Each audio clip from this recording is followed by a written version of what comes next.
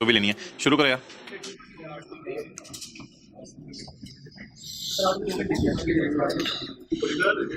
जी lecture number 71 homework का सवाल। Any issue? मजाक था। Following are the statements of comprehensive income for the year ended 31 December 2015, page number 801। हाँ जी बताइए issue. Adjustment number भाई ये कॉस्ट ऑफ सेल में जाना है खर्चा या एडमिन में जाना है, नॉट अ बिग डील। इसमें असूल सुन लें, डेप्रिसिएशन में ये मसला आता है सिर्फ डिडक्शन कॉस्ट ऑफ सेल में जानी है या एडमिन में जानी है। उसमें रूल ये है कि अगर आपकी फैक्ट्री का एसेट है तो उसकी डेप्रिसिएशन जानी है एडमिन के नहीं, कॉस्ट ऑफ सेल में। अब पता कैसे चलता है फैक्ट्री का एसेट है? वाज़ेह तौर पे लिखा होगा फैक्ट्री बिल्डिंग या इस किस्म के अल्फाज। अगर ना लिखे हों ये अल्फाज तो रूल ये है कि आपने ये मशीन का जब लफ्ज आ जाए ना मशीन का, तो हमेशा ही बाय डिफॉल्ट उसकी डेप्रिसिएशन आपने कॉस्ट ऑफ सेल में डाल देनी है बस। अब जरा देख लेते हैं सवाल में कौन सा एसेट था, किस पॉइंट में था। पॉइंट नंबर 4 में प्लांट। तो प्लांट की डेप्रिसिएशन कहां जानी है? कॉस्ट ऑफ सेल में। और बिल्डिंग के साथ उसने वाज़ेह लिख दी ऑफिस बिल्डिंग, तो ये फैक्ट्री की बिल्डिंग नहीं है, इसलिए इसकी जाएगी एडमिन के अंदर डेप्रिसिएशन। अच्छा पॉइंट 2, पी ने बाय किए हैं goods from S through out the year. अगर पी बाय कर रहा है तो सेल कौन कर रहा है? एस। तो पी ने बाय किए हैं गुड्स एस से throughout the year at ₹2000 per month. तो इसका मतलब है कि सोल्ड की फिगर हो गई 24,000, 2000 जरा 12, 24,000। At year end P has sold 75% of these. P ने 75% बेच दी, तो फिर पड़ी कितनी रह गई? तो अनसोल्ड जो है वो 24,000 जरा 25%, क्योंकि 75% तो बिक गई ना, इसकी टेंशन नहीं लेनी। टेंशन लेनी है जो अनसोल्ड है। तो unsold lying in buyer stock कितनी होंगी जी? 6,000। और फिर इस 6,000 के ऊपर आप जो है वो अनसोल्ड का प्रॉफिट निकालेंगे एंड चल सो चल। अच्छा मोहतरम, मैं मानता हूं थोड़ा सा डिस्टर्बेंस होती है बंदे को, लेकिन अब क्या करें, वो जो आपको एक एडजस्टमेंट मैंने दी हुई थी अभी तक मैंने डिस्कस नहीं की, वो इस सवाल के अंदर थी, लेकिन इंशाल्लाह अगली क्लास के अंदर इसको हमने डिस्कस करना है। वो एडजस्टमेंट थी ये वाली, पेज 808 पे .2, पेज 808 पे .2। तो ये इंशाल्लाह डिस्कस हो जाएगी। अच्छा डिविडेंड की तरह रिवीजन करवा दें मुझे, डिविडेंड की रिवीजन। इंटरेस्ट वाली एडजस्टमेंट चलें जी, अब पहले इंटरेस्ट वाली एडजस्टमेंट कर लेते हैं भाई, कह रहे हैं होमवर्क के सवाल में।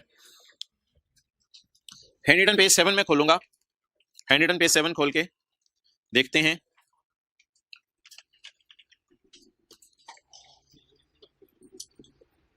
हैंड पेज 7, हैंड पेज 7 पे हजरात पॉइंट नंबर 8 है। जो हजरात ऐसे टाइम के ऊपर ये लेक्चर ले रहे हैं जब वॉल्यूम 2 उनके हाथों में है, तो वॉल्यूम 2 में मैंने ये 100 पेजेस दोबारा अटैच कर दिए हुए हैं। और आप लोगों के लिए खबर ये है कि 3-4 दिन में इंशाल्लाह मंडे ट्यूसडे तक वॉल्यूम 2 आ जाएगा। Interest income of ₹17 is included in other income of parent and also in finance cost of subsidiary. तो बैलेंस शीट के फेस पे आपको पता है इंटरेस्ट रिसीवेबल पेएबल कैंसिल करते थे, और प्रॉफिट एंड लॉस के फेस पे इंटरेस्ट इनकम और इंटरेस्ट एक्सपेंस कैंसिल किया करेंगे। तो 17 रुपए अदर इनकम में से निकाल देंगे और 17 रुपए फाइनेंस कॉस्ट में। लेकिन मैंने कहा था इसमें आपने ज्यादा नहीं सोचना, ये एडजस्टमेंट वर्किंग 5 को हिट नहीं करनी। तो ये दो चीजें थी, जैसे सेल और परचेज आपस की कैंसिल होती है, ऐसे दो चीजें और याद कर लें, इंटरेस्ट इनकम इंटरेस्ट एक्सपेंस और मैनेजमेंट फीस इनकम और मैनेजमेंट फीस एक्सपेंस। ये आपस के इनकम्स एक्सपेंसेस हैं, ये P&L के मुंह पे कैंसिल हो जाती हैं। इस पॉइंट को बुनियाद बना के अब हम आते हैं सवाल की तरफ, और सवाल में वो एडजस्टमेंट पढ़ते हैं। क्वेश्चन नंबर कौन सा है? 28 जी। हमारा ईयर एंड है 31 दिसंबर 15, साल खत्म होने से 6 महीने पहले पेरेंट ने, पेज 801, पेरेंट ने लोन दिया 20,000 का सब्सिडरी को। Interest is 5% payable every 6 months. Interest पे हो जाने हर 6 महीने। और यार पे हो जाने नहीं हो जाने इससे हमें बॉदरेशन नहीं लेनी, क्योंकि वो बैलेंस शीट के एतबार से सोचेंगे। हमारा ये है कि बुक कितने अरसे का इंटरेस्ट होगा। तो क्या आप एग्री करते हैं? ना ना यार, यकम, हाँ यकम जनवरी 13 तो बहुत पुरानी बात है, सॉरी, ये तो बड़ा पुराना लोन दिया है पेरेंट ने सब्सिडरी को। तो यकम जनवरी 13 गुजरा, 14 गुजरा, हम तो 15 में खड़े हैं, तो 15 में तो ये पूरे साल की एडजस्टमेंट पास होगी। तो 15 में मुझे बताएं 20,000 के ऊपर कितना इंटरेस्ट बनता है? 5%। कितना बना? ये 1,000 पेरेंट ने अपनी अदर इनकम में डाला होगा, cash debit interest income credit, और सब्सिडरी ने अपनी फाइनेंस कॉस्ट में डाला होगा, interest expense debit cash credit. तो ये 1,000 रुपया दो जगह से आपको माइनस होता हुआ नजर आ रहा होगा। ये फाइनेंस कॉस्ट से माइनस हो रहा है, अदर इनकम से माइनस हो रहा है। जिस तरह बैलेंस शीट में हम रिसीवेबल पेएबल कैंसिल करते थे। अच्छा, इधर आपने ये नहीं सोचना कि रिसीवेबल पेएबल कितने हैं, क्योंकि P&L में रिसीवेबल पेएबल नहीं जाते, P&L में तो पूरे साल का इनकम और एक्सपेंस जाता है। तो इधर उस एंगल से नहीं सोचना कि ईयर एंड पे कितने पैसे लेने देने हैं, आप सोच रहे हैं इनकम एक्सपेंस कितने हैं। डन जी, हाँ पढ़ो पूछो। अगर बैलेंस शीट का क्वेश्चन होता तो इंटरेस्ट रिसीवेबल पेएबल सुन लें, जीरो होता। वजह हर 6 महीने के एंड पे कर दिया जाता है, तो इट मींस कि साल के एंड पे सारा पे हो गया होगा।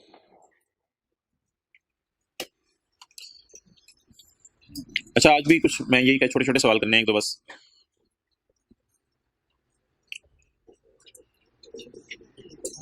ये सवाल है 35 छोटा सा और 36, छोटे छोटे 2 सवाल कर लेते हैं। पेज 817 पे आ जाएंगे।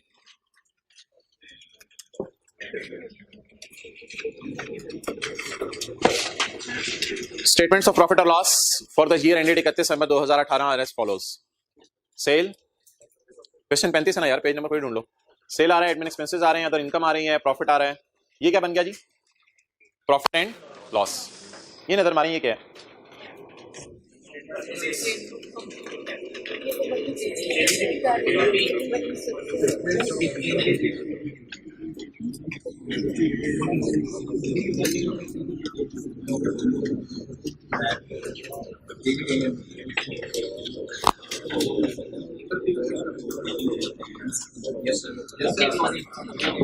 तो 2-3 लोगों ने सिर्फ बोला है जो मैं सबसे सुनना चाह रहा था। ये वर्किंग 6 है, ये वर्किंग 6 है। क्या वर्किंग 6 क्या होती थी? वर्किंग 6 ये होती थी कि ओपनिंग रिटेन अर्निंग होती थी, प्रॉफिट होता था, डिविडेंड आता था और क्लोजिंग रिटेन अर्निंग आती थी। अच्छा मुझे बताएं, वर्किंग 6 तो आज रेडीली अवेलेबल है। असल में ये statement of change in equity होती है। Working 6 readily available, working 6 readily available है, तो हमें कुछ करना नहीं पड़ेगा। पेरेंट की रिटेन अर्निंग का भी और सब्सिडरी की रिटेन अर्निंग का भी, ये पेरेंट की और ये सब्सिडरी की। Working 6 is readily available. अच्छा मुझे बताएं, डिविडेंड के बारे में एक हमने कॉन्सेप्ट पढ़ा था,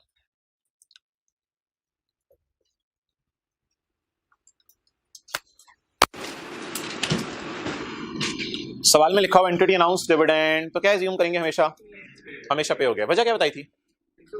डिविडेंड का शेयर होल्डर्स इतनी बेताबी से इंतजार कर रहे होते हैं कि शेयर होल्डर से चैन नहीं होता। जैसी एंटिटी ऐलान करती है डिविडेंड बांटने लगे हम, तो लोग भागे भागे जाते हैं और डिविडेंड ले लेते हैं। तो जब डिविडेंड ले लेते हैं तो साथ ही ऑर्गेनाइजेशन को पे करना पड़ता है, और अगर ऑर्गेनाइजेशन को पे करना पड़ता है तो इस बात का मतलब यह है कि रिकॉर्ड भी हो जाता है, क्योंकि अगर पेमेंट है तो पेमेंट अकाउंटेंट भूलता नहीं। तो शुक्र है आज वर्किंग 6 हमारे सामने हुई भी है और इसमें डिविडेंड माइनस होता हुआ नजर आ रहा है। इसका मतलब है अकाउंटेंट ने रिकॉर्ड भी किया ना, और सवाल में लिखा नहीं हुआ पे हुआ या नहीं हुआ, तो ऑब्वियसली लोग डिविडेंड में इंतजार नहीं करते। तो बता दें ये क्या हो गया होगा?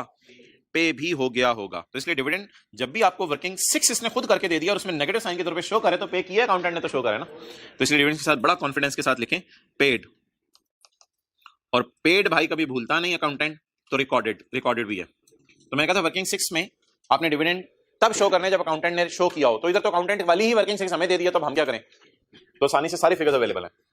अच्छा प्रॉफिट चेक कर लें, प्रॉफिट 90 है और 55 है, यही शो किया हुआ इधर। Okay done. सवाल की requirement, consolidated profit and loss बनाने और सीआरई आपने बनानी है जो बैलेंस शीट में नजर आए एज ऑन 31/12/18। तो अब आप हजरात मुझे बता दें जरा, इधर क्या लिखूं, इधर क्या लिखूं, इधर क्या लिखूं? एक्सेलेंट, बिल्कुल सही बोला आपने। इसके साथ क्या लिख दूं? वर्किंग 5। क्या ये मैं कह सकता हूं ये सीआरई है? नो, ये पीआरई है जो सीआरई में जाती है। होश में रहा करें, ये पीआरई है जो सीआरई में जाती है और ये एसआरई है जो एसआरई में जाती है।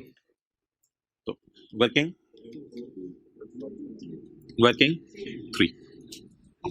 जी, क्या नहीं प्री नहीं है रिटेन अर्निंग, ये क्लोजिंग है यार, क्लोजिंग है। मैं आपको दिखा देता हूं 1 मिनट, ये क्लोजिंग रिटेन अर्निंग्स है, पीआरई लिखा हुआ है मैंने, ये देख रहे हैं, ये क्लोजिंग रिटेन अर्निंग थी 800 और 430। ये जो हमने क्वेश्चन 31 किया था, ये इसमें 800 और 430 बैलेंस शीट में अवेलेबल थी। तो ये वही वाली बैलेंस शीट वाली इधर होती है। तो हमारी आदत होती थी यहां लिखने की, वर्किंग नंबर 2 और वर्किंग 3। तो मैं यहां पे लिख रहा हूं वर्किंग नंबर 2, वर्किंग नंबर 2 और वर्किंग नंबर 3। तो ये क्लोजिंग रिटेन अर्निंग जाती है ना स्टार्ट करते हुए। जैसे छोटा सवाल भी आ जाए ना तो बच्चे परेशान हो जाते हैं, नहीं यार कोई चक्कर है ना, छोटा नहीं हो सकता। अच्छा जी, हालांकि बिल्कुल आसान सा सवाल है। Next, P acquired 90% of shares of S on 1 January 2013 when the balance on the retained earnings was, जिस वक्त S की retained earning 5 की थी। कितने साल पहले खरीदा है मोहतरम? कई साल पहले का खरीद के रखा हुआ है, जिस वक्त उसकी retained earning कितनी थी? ये कौन सी वाली आ गई? प्री। ये कौन सी वाली आ गई? प्री। हमारा साल कौन सा है? 18। 15 में गुडविल कितनी इंपेयर हुई थी? 3 रुपए। 18 में कितनी गुडविल इंपेयर हुई? 10 रुपए। वो अगली बात अलग है, NCA is measured at fair value. NCA को किस पे रखा हुआ है? फेयर वैल्यू पे। अच्छा, एक आपके ना समझने के लिए सर मैं करने लगा हूं, गुडविल को सामने रख के ऐसे ही जरा आपको पूछने के लिए कि हमने खरीदा कब है? 2013 में। 13 में गुडविल इंपेयर हुई थी यार। ये गुडविल डेप्रिसिएशन की तरह नहीं होती कि हर साल आए। 14 में इंपेयर हुई थी, 15 में इंपेयर हुई थी, कितनी? 3। 16 में इंपेयर हुई थी, 17 में इंपेयर हुई, 18 में इंपेयर हुई, कितनी? 10 की। क्लियर? अब एक बात मैं आपको बताने लगा हूं कि कोई एज ऑन टाइप वर्किंग हुई ना, एज ऑन टाइप वर्किंग, तो उसमें हम 13 रुपए की इंपेयरमेंट लॉस लेके जाएंगे, क्योंकि एज ऑन तो 13 रुपए है ना इंपेयरमेंट लॉस। यहां खड़े होके अगर सारे सालों को देखें तो कितने रुपए का इंपेयरमेंट लॉस है? तो कोई एज ऑन टाइप वर्किंग हुई तो वहां हम 13 का इंपेयरमेंट लॉस लेके जाएंगे, और कोई for the year type working हुई अगर 18 की, अगर कोई 18 की for the year type working हुई तो उसमें हम सिर्फ कितना लेके जाएंगे? 10 लेके जाएंगे। आपको समझ आ रही होगी शायद। मैं आपको वर्किंग 2 और वर्किंग 5 में आज फर्क बताने लगा हूं। वर्किंग 5 में फॉर द ईयर एडजस्टमेंट्स जाती हैं और वर्किंग 2 में एज ऑन। आपको याद है बैलेंस शीट के सवाल करते थे, वर्किंग 2 में 3-3 सालों की डेप्रिसिएशन डाली होती थी रिवैल्यूएशन सरप्लस के ऊपर। तो वर्किंग 2 और वर्किंग 5 में आज का सवाल फर्क बताएगा कि वर्किंग 2 और वर्किंग 5 के अंदर सेम फिगर नहीं जाती। आज तक पता है वर्किंग 2 और 5 में आपको सेम फिगर्स क्यों नजर आ रही थी? इसलिए कि जिस साल पेरेंट ने सब्सिडरी को खरीदा होता था उसी साल का P&L मांगा होता था, और आज के सवाल में पेरेंट ने सब्सिडरी को 2013 का खरीदा हुआ है और P&L के साल का मांगा है 18 का। तो P&L for the year, P&L for the year में कितनी जाएगी? और अगर कोई एज ऑन अर्निंग्स के अंदर कोई छेड़ाछाड़ी करनी हुई एज ऑन अर्निंग्स के अंदर, तो फिर कितनी जाएगी? 13 की जाएगी। और ये हर साल क्यों नहीं आती डेप्रिसिएशन की तरह? क्योंकि इंपेयरमेंट तो बिल्कुल डिफरेंट चीज है। रिकवरेबल अमाउंट हर साल कंपेयर करते हैं, कभी पता चलता है इंपेयर हो गया, कभी पता चलता है इंपेयर नहीं हुआ। तो what is as on impairment loss? 13 is as on, and what is for the year? 10। तो 10 is for the year and 13 is as on. चलें जी, लेट्स स्टार्ट। आसान सा सवाल है।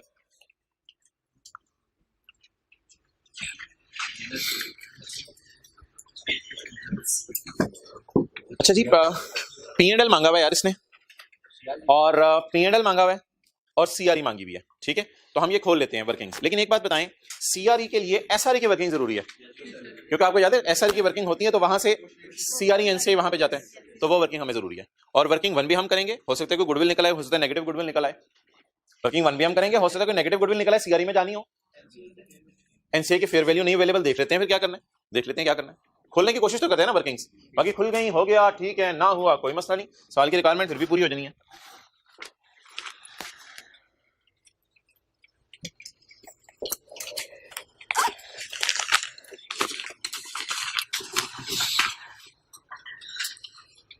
अच्छा जी, कैसे सवाल को, अच्छा वो हाँ, आपके सबके आने का वेट किया जा रहा था। डिविडेंड की एडजस्टमेंट जरा रिवाइज करनी है। तो देखें, यहां पे हम बनाते हैं P&L, इसकी टेंशन नहीं है। यहां से लेके यहां तक हम बैलेंस शीट बनाते हैं, यहां करते हैं वर्किंग 1, 2, 3 और 4। इन सारी वर्किंग्स में बैलेंस शीट में यहां से लेके यहां तक अगर S डिविडेंड बांटे तो 5 सिनेरियोस बनते थे, जो क्वेश्चन 12 में हमने डिस्कस कर लिए थे। बैलेंस शीट में डिविडेंड को कैसे टेकअप करना है वो ऑलरेडी डिस्कस है। अगला सवाल, एक वर्किंग होती थी वर्किंग 6 जो स्क्रीन पे होती थी, उसमें मैंने कहा डिविडेंड तब डालना है जब अकाउंटेंट ने रिकॉर्ड किया। अगर अकाउंटेंट ने रिकॉर्ड किया तो डिविडेंड डाल दें, अकाउंटेंट ने रिकॉर्ड नहीं किया तो डिविडेंड ना डालें। इसमें वजूहात नहीं ज्यादा सोचनी आपने, अकाउंटेंट ने वजह बता दी है सब छोड़ने पर। अकाउंटेंट ने डिविडेंड डाला है तो डाल दें। असल में वजह ये होती है, अगर अकाउंटेंट ने डिविडेंड डाला है तो आप डाल के वो वाली रिटर्न नहीं निकालें जो अकाउंटेंट ने निकाली नहीं है, और अगर अकाउंटेंट ने डिविडेंड नहीं डाला तो आप वर्किंग 6 में डिविडेंड ना डालें, क्योंकि अकाउंटेंट ने भी नहीं डाला, और वो वाला ओपनिंग अकाउंटेंट वाला निकाल लें आराम से। अच्छा, और आखिरी बात, प्रॉफिट एंड लॉस के मुंह पे डिविडेंड का क्या करना है। अगर S डिविडेंड बांटे और पी का अकाउंटेंट उस डिविडेंड को रिकॉर्ड कर ले, तो ऐसी सूरत में अदर इनकम में पड़ा होगा, तो अदर इनकम में से क्या कर देने, माइनस कर देने। तो इसको इंशाल्लाह देखते रहेंगे, और आज के सवाल में भी ये एडजस्टमेंट आनी है, और आज के सवाल में ये एडजस्टमेंट है। ओके, आपकी क्या सजेशन है? सवाल ने P&L मांगा हुआ है, सवाल ने CRE की फिगर मांगी हुई है, आपकी क्या सजेशन है? P&L भी साथ खोल लूं, वर्किंग 5 भी साथ खोल लूं, और 1 2 3 4 भी साथ खोल लूं, और एडजस्टमेंट्स को पोस्ट करता रहूं? क्या सजेशन है?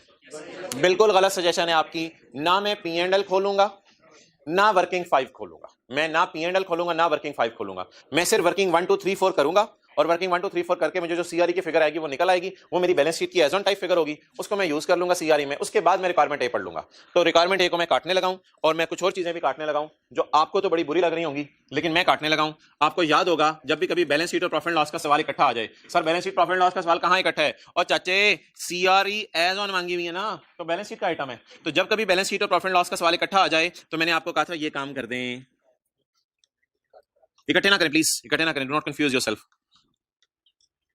पैटर्न पे रहें। डन, ये कट गया। जब भी बैलेंस शीट और P&L का सवाल आ जाए तो क्या करें, P&L के आइटम्स को काट दें। ओके, और अब किसका सवाल शुरू करें जी? बैलेंस शीट का, बैलेंस शीट का सवाल शुरू करें, इसको भी छोड़ने पड़े।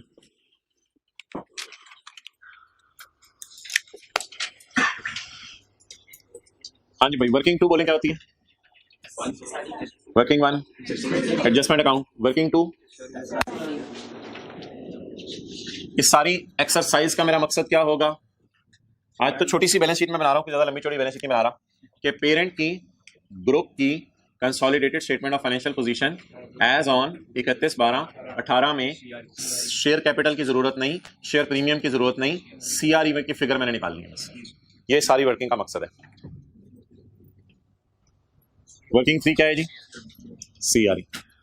Working 4 NCR। जी मोहतरम, CRE कहां से स्टार्ट होती है? पेरेंट की रिटेन्ड अर्निंग से, और SRE कहां से स्टार्ट होती है? सब्सिडियरी की रिटेन्ड अर्निंग से। तो बताएं जी, पेरेंट की रिटेन्ड अर्निंग अपने समझने के लिए लिख लेंगे, हमेशा क्लोजिंग उठानी होती है आपने, कितनी? 99। और SRE 75। ओके, ये हमने वर्किंग 2 और 3 उठा ली, ये वर्किंग 5 में चली जाएगी। Additional information, P acquired 90% of S shares on Yakam January 13 when balance on the retained earnings was ₹5। Enjoy करें, आज आसान सा सवाल है। प्री रिटेन्ड अर्निंग बोले 5। Done.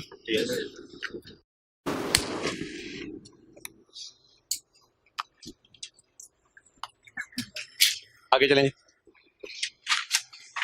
In 2015 goodwill was impaired by 3 and in 18 the goodwill was impaired by 10। लेकिन हम किस दिन खड़े हैं? 15 और 18 सबके एंड पे हम एज ऑन टाइप वर्किंग्स कर रहे हैं इस वक्त। तो इसलिए क्या सारे सालों का इंपेयरमेंट लॉस जाए? जैसे सारे सालों की डेप्रिसिएशन जाती थी 3-3 4 साल से 3-3 4-4 साल की डेप्रिसिएशन आप निकालते थे सरप्लस के ऊपर, तो सारे सालों की डेप्रिसिएशन जाती थी, तो सारे सालों का इंपेयरमेंट लॉस। तो सारे सालों का इंपेयरमेंट लॉस बोले कितने? 0 + 0 + 3 + 0 + 0 10। टोटल कितना हो गया? 13 is total impairment loss. NCA किस पे पड़ी है? अगर NCA फेयर वैल्यू पे पड़ी है तो इंपेयरमेंट लॉस किसी को याद हो कहां डालना है? SRE में। अगर NCI फेयर वैल्यू पे पड़ी हो तो इंपेयरमेंट लॉस कहां डालना है? SRE में। तो बोले जी इंपेयरमेंट लॉस पहले साल का 0, दूसरे साल का 0, तीसरे साल का 3, चौथे साल का 0, पांचवें साल का 0, छठे साल का 10। तो कम्युलेटिव इंपेयरमेंट लॉस, जैसे डेप्रिसिएशन 3-3 4-4 सालों की आती थी, उसी तरह इंपेयरमेंट लॉस आ रही है जी। कितना? 13। SRE डेबिट और गुडविल क्रेडिट। गुडविल है ही नहीं ना सवाल में, अभी तो मैंने निकाली नहीं ना, मुझे चाहिए वैसे, गुडविल सवाल ने मांगी भी नहीं। SRE debit, goodwill credit. Done. अब ये इंफॉर्मेशन पुट कर देने के बाद अगला सवाल मेरा, मैं ये दोबारा देख रहे हैं, तो फिगर्स देख रहे हैं, इधर लाओ कैमरा, ये देखो ना वर्किंग 6 में भाई, इधर देखो, ये देखो वर्किंग 6 में क्लोजिंग बैलेंस दिए होते थे, ये पकड़े क्लोजिंग बैलेंस, ये 75 और 99 आ गया।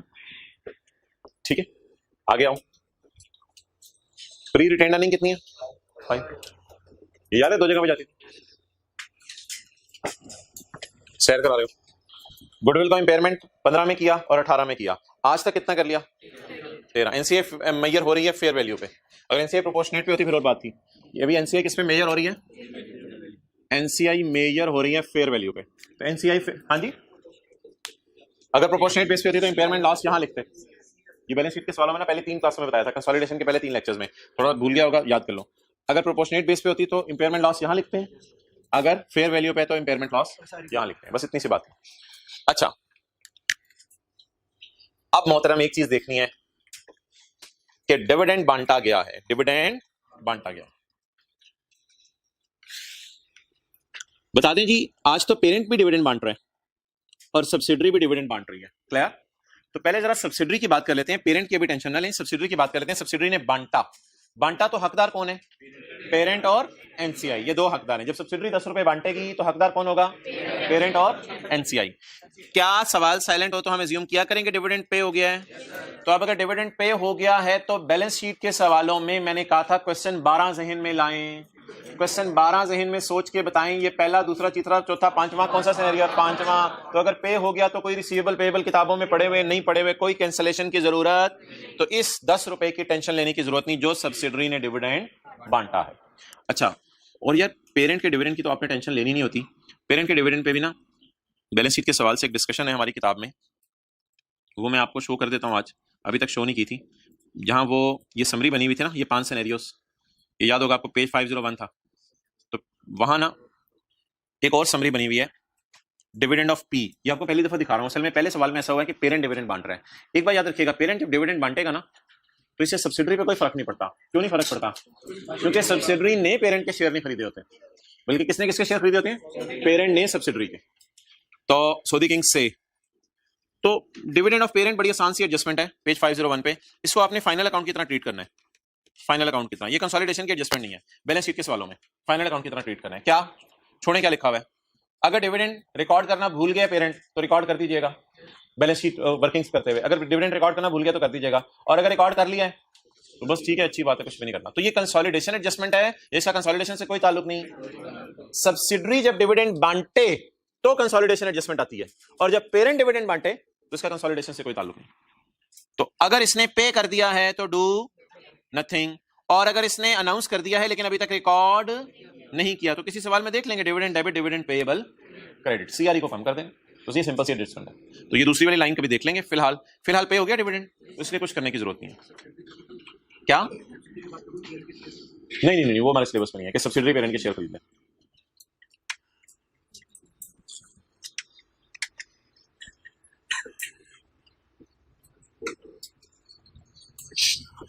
अच्छा जी, पेरेंट ने शेयर पे का डिविडेंड दे दिया, क्या अर्निंग तक पहुंचते हुए ये माइनस हो गया है? क्या डिविडेंड अर्निंग को कम कर देता है? तो क्या 99 की अर्निंग तक पहुंचते हुए डिविडेंड बांटा जा चुका है या बांटे? तो इसकी कंसोलिडेशन एडजस्टमेंट कोई नहीं है कि आपस की चीजें कैंसिल करें। ये सिंपल फाइनल अकाउंट वाली एडजस्टमेंट समझिए, आप इंट्रो की क्लास में बैठे हैं, क्या ड्राइंग हो गई ऑनर, इसकी कंसोलिडेशन एडजस्टमेट नहीं है, लिखें या नो कंसोलिडेशन एडजस्टमेंट। इसकी कंसोलिडेशन एडजस्टमेंट कोई नहीं है, ये कंसोलिडेशन की एडजस्टमेंट ही नहीं बनती इसकी।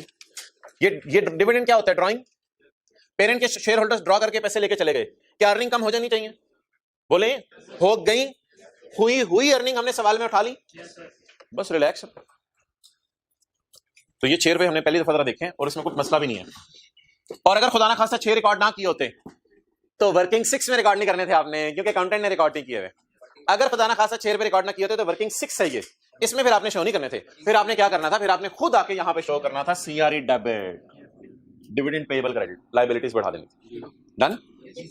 तो अगर अकाउंटेंट डिविडेंड डाल चुका है पेरेंट का तो कोई कंसोलिडेशन के एतबार से बातें नहीं सोचनी, अल्हम्दुलिल्लाह सब सही हो गया है। और अगर अकाउंटेंट पेरेंट का डिविडेंड डालना भूल गया है तो वर्किंग 6 को नहीं छेड़ना, वर्किंग 6 में बिला वजह 6 नहीं डालना। वर्किंग 6 पार्ट ऑफ क्वेश्चन होती है, तो फिर आपने इधर जो भी फिगर होगी उसको पकड़ना है। फिर इधर शायद 99 ना होती, फिर इधर 105 होती, फिर इधर 105 होती, फिर 105 इधर से पकड़ के लेके जाते, यहां लिखते 105 और सवाल में लिखा होता पेरेंट डिविडेंड डालना भूल गया था तो फाइनल अकाउंट की एडजस्टमेंट है, अर्निंग को आप कम करते हैं 6 से। ये पॉसिबल ही नहीं है। ओके चलें जी, ये पॉसिबल नहीं है। क्या? हाँ, अदर इन्फॉर्मेशन बताएगा। अच्छा चलें जी, बात कहीं और निकल गई थी। मुझे ये बता दें, क्या मैं लिख सकता हूं एस ने पे कर दिया है, so scenario 5 of question 12, so do nothing in balance sheet question, ऐसा ही है। तो इसलिए इसको फारिग करें। चलें जी, इट्स ओवर नाउ। अब सवाल की S paid, so scenario 5 of question 2, So do nothing in balance sheet question. Of question 12.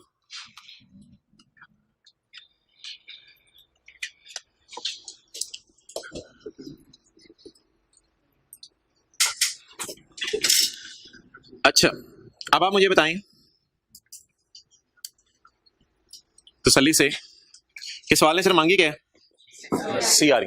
जरा इस डेटे से देखें सीआरई बन सकती है? सीआरई की फिक्र आ सकती है? कैसे आ सकती है?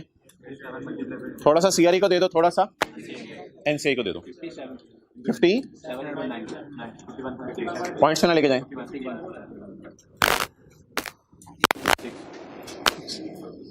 6 इधर ले जाएं और 51 इधर ले जाएं। डन।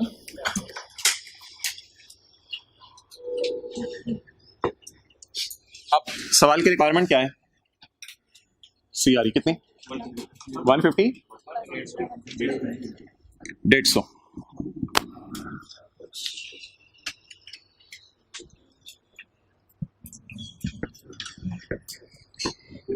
इधर लाओ कैमरा जरा, 1 मिनट। ये बता दो जवाब क्या है? 150। पॉइंट बी का जवाब क्या बनता है? 150।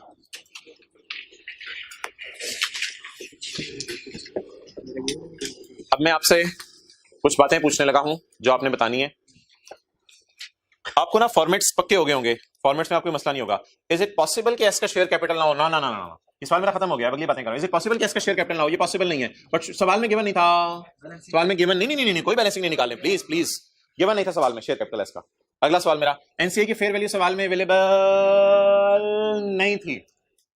अगर इस सवाल में एनसीए मांगता तो हम कहते कि सवाल में एरर है। सवाल में एनसीए नहीं निकल सकती, कोई तरीका नहीं है इसका, कोई तरीका नहीं है इसका, कोई तरीका नहीं है इसका। एनसीए नहीं निकल सकती सवाल में, डेटा ही नहीं है हमें। और इस सवाल में अगर गुडविल मांगता तो भी हमने यही कहना था कि गुडविल नहीं निकल सकती। इन्वेस्टमेंट्स भी नहीं पता, इन्वेस्टमेंट भी नहीं पता। नहीं 5 को क्या कर सकते? पॉसिबल ही नहीं, डेटा ही अवेलेबल नहीं। इज इट पॉसिबल कि शेयर कैपिटल ना हो? तो इसका मतलब है सवाल वाले ने जानबूझ के छुपाया। इज इट पॉसिबल कि इन्वेस्टमेंट्स ना हो? हाँ शेयर। इज इट पॉसिबल कि शेयर प्रीमियम ना हो? पॉसिबल। इज इट पॉसिबल कि रिवैल्यूएशन सरप्लस ना हो? Yes it is possible, but it is not possible कि इन्वेस्टमेंट ना हो, एनसीआई की फेयर वैल्यू या प्रोपोर्शनेट शेयर ना हो। इट इज इम्पॉसिबल कि शेयर कैपिटल। तो शेयर कैपिटल ये चीजें तो पक्की पक्की हैं। तो इसलिए ये आप पूरा कर लें इसको। इस सवाल में एनसीआई नहीं निकल सकती, गुडविल नहीं निकल सकती, जो मर्जी कोशिश कर ले नहीं निकल सकती। इसलिए सवाल वाले ने सिर्फ क्या मांगी? सीआर, और उसका डेटा दे दिया। उसका डेटा हो सकती है। भाई ये पूछ रहे हैं कि कभी ऐसा भी हो सकता है कि ये दोनों इधर आ जाएं। तो यार ये तो वैसे ही बीच में इन्होंने बात कर दी, ये दोनों इधर आ जाएं तो ये लॉस है। तो लॉस को दोनों में तकसीम कर देंगे, इस साइड की बजाय इन साइडों में। चलें जी, ओवर, डन। तो ये सवाल की कौन सी रिक्वायरमेंट सॉल्व होगी? बी। तो मोहतरम यार, ये जो आप लोगों ने बात की थी ना, मुझे बिल्कुल अच्छी नहीं लगी। आप लोगों ने ये बात की थी कि सवाल में P&L और बैलेंस शीट इकट्ठी लेके चलें। ये तो हमें आदत ही नहीं है P&L बैलेंस शीट इकट्ठी लेके चलने की। जैसे ही सवाल आएगा तो सारे खिलौने समेट दें, और सारे खिलौने समेट के ओपनिंग बोरी में खिलौने पड़े हुए हैं, ये वाले खिलौने इसमें डाल दें ताकि क्लोजिंग बोरी आ जाए। बाकी इस बार बोरी में थोड़ा सुराख भी हुआ, आपको पता है, डिविडेंड भी गए हैं। तो क्लोजिंग बोरी ये आ गई। ये जो क्लोजिंग बोरी आ गई, इसके बुनियाद पे बैलेंस शीट का सवाल शुरू कर दें। तो ये सारा P&L मैंने आपके सामने काटा हुआ था। आप किसका सवाल शुरू करें? P&L का सवाल शुरू करें। मिड ऑफ ईयर खरीदा या कई साल पहले खरीदा है? तो सेल को कोई छुरी चलाने की जरूरत होगी? 6/12, 10/12। तो सारी फिगर्स को एज इट इज पकड़ लें। 100, 30, 20, 80, 25 और 0। अब क्या बनाना शुरू करें? Consolidated statement of comprehensive for the year ended 31 दिसंबर 2000। बोले जी, सेल कितनी? 100 प्लस खर्चे 30 प्लस अदर इनकम 20 प्लस 0। एक चीज नहीं भूलनी आपने, वर्किंग 5 वो साथ ही खोल जानी है। वर्किंग 5 एस का प्रॉफिट बताएं जी। 55।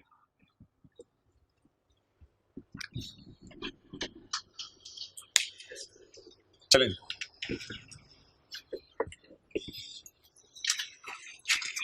ये तो वर्किंग 6 है, इसकी टेंशन ना लें, इसको छोड़ें। एडजस्टमेंट्स पढ़ना शुरू करें। Additional information, P acquired 90% of shares of S when the balance on the retained earning was 5। इस 5 का वर्किंग 5 से कोई ताल्लुक नहीं है, ये 5 यहां पे जाता है। अगली एडजस्टमेंट पढ़ें। सारे सालों का इंपेयरमेंट लॉस कितने? सारे सालों का इंपेयरमेंट लॉस 13। लेकिन हमारे साल का फॉर द ईयर कितना है, तो फॉर द ईयर में ये वाला 10 जाएगा और एज ऑन में तो 13 गया था, तो फॉर द ईयर कितना है 10। अब मोहतरम गुडविल पे इंपेयरमेंट आ गई है, सिर्फ एक ही एडजस्टमेंट मुझे नजर आ रही है, वो मैं जाके देख लेता हूं हैंड रिटन पेज 7 से, उससे गाइडेंस ले लेता हूं हैंड रिटन पेज 7 से। हैंड रिटन पेज 7 में सबसे पहला पॉइंट है goodwill impairment loss when NCA is eight fair value. Number 1, impairment loss face पे डेबिट करना पड़ेगा, गुडविल बैलेंस शीट में क्रेडिट करनी है, वो आपको पता है हम साथ साथ बना नहीं रहे होते, पहले बना के फारिग हो चुके होते हैं। तो इंपेयरमेंट लॉस फेस पे डेबिट करना है और हिट करनी है वर्किंग 5 क्योंकि फेयर वैल्यू पे एनसीआई, इसलिए हिट करेंगे वर्किंग। बस हैंड रिटन पेज 7 के साथ बस जुड़े रखें। चलें, admin expense debit goodwill credit, लेकिन कितनी, सिर्फ for the year, as on not हटा लीजिएगा, कल होमवर्क के सवाल में भी इसी तरह किया होगा, फॉर द ईयर वाली। डन। अच्छा जी, ये आ गई admin expense debit goodwill credit. अगर एनसीए प्रोपोर्शनेट पे होती तो ये एडमिन एक्सपेंसेस में डेबिट फिर भी करनी थी, लेकिन वर्किंग 5 हिट नहीं करनी थी, ये मैंने आपको लिखवाया था शायद हैंड रिटन पेज पे। अच्छा, अब क्या करना है जी, हिट वर्किंग 5। बता दें, खर्चे बुक करने से प्रॉफिट कम होते हैं, खर्चे बुक करने से प्रॉफिट कम होते हैं, तो खर्चा बुक करें ताकि प्रॉफिट कम हो। कितना 10। और आज पहली दफा मैं ये क्लास में बात करने लगा हूं, आज साबित हो गया कि वर्किंग 2 और 5 सेम नहीं है। वर्किंग 2 में तो सारे सालों का इंपेयरमेंट लॉस आया था क्योंकि ये बैलेंस शीट पर्पस के लिए बनाई थी, और वर्किंग 5 में तो सिर्फ, तो ये जो आपको आदत पड़ी थी ना वर्किंग 2 वाली चीजें वर्किंग 5 में लिख लिया करें, ये बिल्कुल बात गलत है। अगर सेम ईयर है तो फिर ठीक है, किसी हद तक बात चलती है।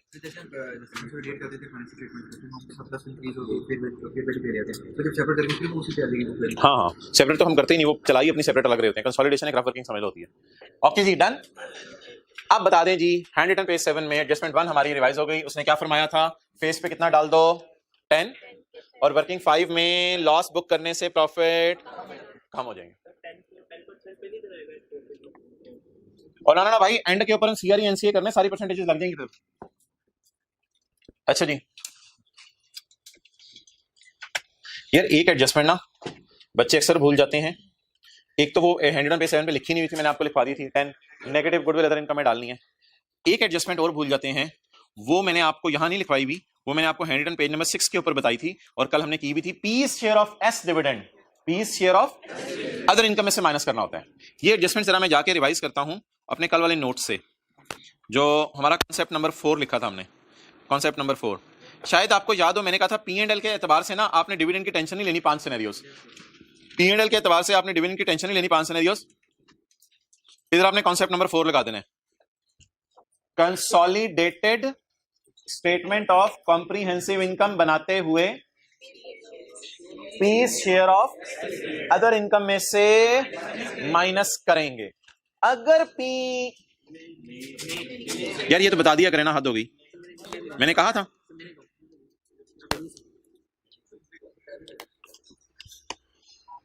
अगर पी ने अदर इनकम में डाला हुआ है, अगर पी ने अदर इनकम में डाला हुआ है डिविडेंड, तो पी की अदर इनकम में क्या ये आपस की इनकम है? जी बिल्कुल, इसको क्या कर दें, निकाल दें।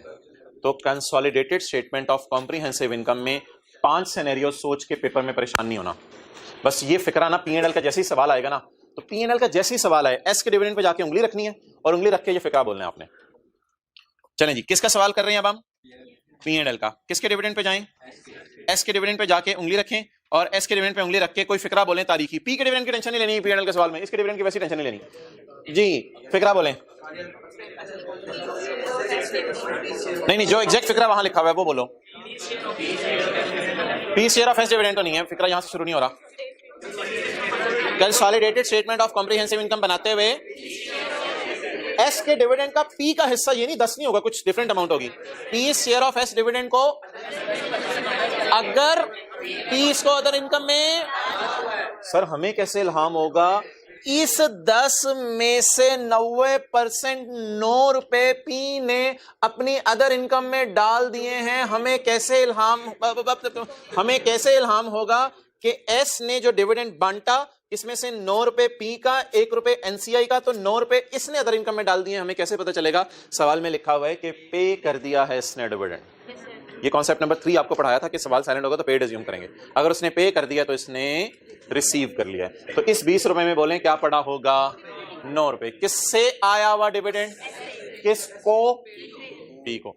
और खुदा के लिए यार, खुदा के लिए ऐसा ना सोचिएगा कि पी ने डिविडेंड बांटा है तो एस की अदर इनकम में पड़ा हुआ है। मैंने जानबूझ के सवाल में एस की अदर इनकम 0 रखी हुई है ताकि कोई खुदा के लिए ऐसे ना सोचने लग जाए, उल्टी बात ना सोचने लग जाए, ठीक है? तो जब भी पी एंड एल का सवाल आएगा ना, तो आपने ऐसे नहीं कभी उंगली रखनी, इसकी टेंशन नहीं लेनी पी एंड एल के सवाल में, क्योंकि ये अपनी अदर इनकम नहीं डालेगा, क्योंकि शेयर किसने किसके बाय किए हैं? पी ने एस के शेयर बाय किए हैं। डन। तो जब भी कभी पी एंड एल का सवाल आ जाए तो उस सूरत में हमने क्या करना है, हमने एस के डिविडेंड पे उंगली रखनी है और उंगली रख के कॉन्सेप्ट 4 बोले, consolidated statement of comprehensive income बनाते हुए P share of S dividend को अदर इनकम में से अगर पी ने रिकॉर्ड किया हुआ है, इसलिए कि उसने पे कर दिया होगा तो पी भागा भागा लेने गया होगा, इसलिए इसने रिसीव कर लिया हुआ है तो रिकॉर्ड हुआ है। अब क्या एडजस्टमेंट करनी है बोले? P's share of S dividend मैंने कहीं नीचे जाके निकाल लिया, ये नहीं, ये कहीं नीचे जाके निकाल लिया, इसको आप क्या कर दो? माइनस अदर इनकम में से, अदर इनकम में से माइनस। हौसला रखें, अभी अगला सवाल आ रहा है, उसमें भी डिविडेंड की एडजस्टमेंट है, ये बार बार इंशाल्लाह रिवाइज होगी। चलें जी, टोटल्स कर दें, सवाल खत्म हुआ।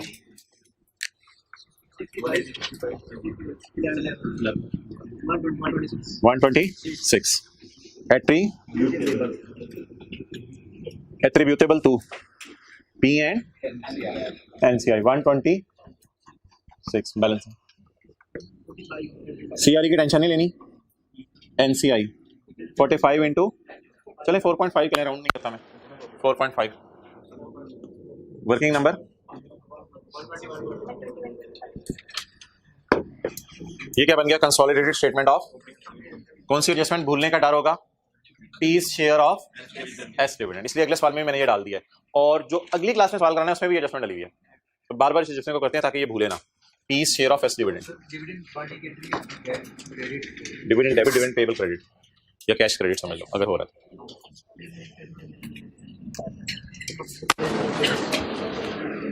ओके, उधर ही रखो।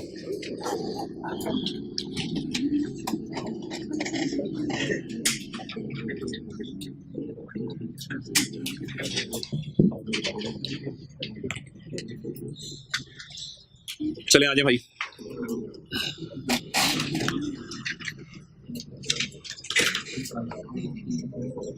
ये एडजस्टमेंट में काट रहा हूं, अगले सवाल में ये एडजस्टमेंट में काट रहा हूं क्योंकि इस एडजस्टमेंट का ताल्लुक पी एंड एल से है। मैं पहले बैलेंस शीट बनाना पसंद करूंगा। बैलेंस शीट तो इसमें मांगी नहीं है, मांगी भी है, सीआरई एज ऑन मांगी हुई है, और यार एनसीए भी मांगी हुई है। हो सकता है सवाल में शेयर कैपिटल वगैरह इसको देने पड़े, कुछ चीजें देगा तो निकलेगी, एनसीए से नहीं निकलेगी, शेयर कैपिटल वगैरह इसको देनी, इन्वेस्टमेंट्स भी देनी पड़ेगी, इस सवाल में इन्वेस्टमेंट्स भी नहीं है। तो अब हम अगला सवाल करने लगे हैं, क्वेश्चन नंबर, ये भी छोटा सा सवाल है। The following balances are expected, कितनी देर में जाना चाहिए? अभी 10 मिनट में। चलें शुरू करते हैं। Following balances are expected from the records of present limited and future limited. अगर 10 मिनट में खत्म हो जाए तो फिर हम बातें करेंगे।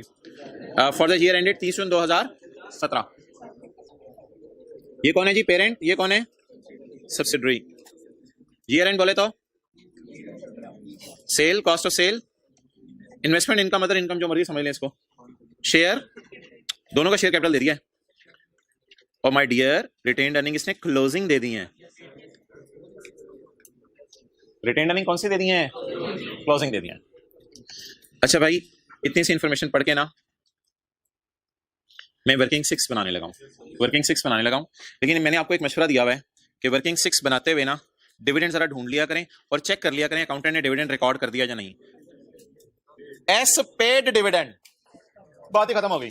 अगर एस ने डिविडेंड पे कर दिया है तो एस के अकाउंटेंट ने रिकॉर्ड कर लिया है, क्योंकि पेड की एडजस्टमेंट वो नहीं भूलता।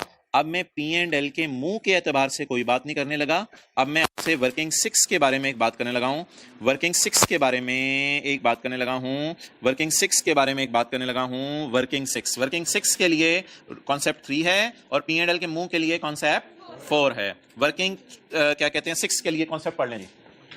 वर्किंग 6 में डिविडेंड सिर्फ डालेंगे जब अकाउंटेंट ने रिकॉर्ड कर लिया है। अब सवाल में लिखा हुआ है पे हो गया तो पेमेंट भूल, इसलिए वर्किंग 6 में आज हम शो करेंगे ताकि ओपनिंग रिटर्निंग सही वाली आए जो अकाउंटेंट ने निकाली हुई है।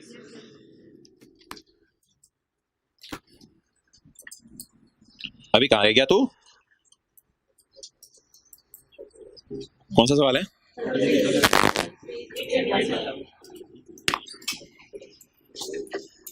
ये आप देख रहे हैं, ये क्वेश्चन 36 में हमें सेल, कॉस्ट ऑफ सेल और इन्वेस्टमेंट इनकम सबको इकट्ठा करना पड़ेगा और इकट्ठा करके प्रॉफिट निकालना पड़ेगा। लेकिन ये ना कोई ट्रायल टाइप चीज नहीं है। आपको कहते हैं ट्रायल में यहाँ यकम जुलाई 16 टाइप कुछ लिखा होता था, तो इसने क्लोजिंग दे दिया, कोई मसला नहीं, हम ओपनिंग निकाल लेते हैं बस डिविडेंड वगैरह डाल के।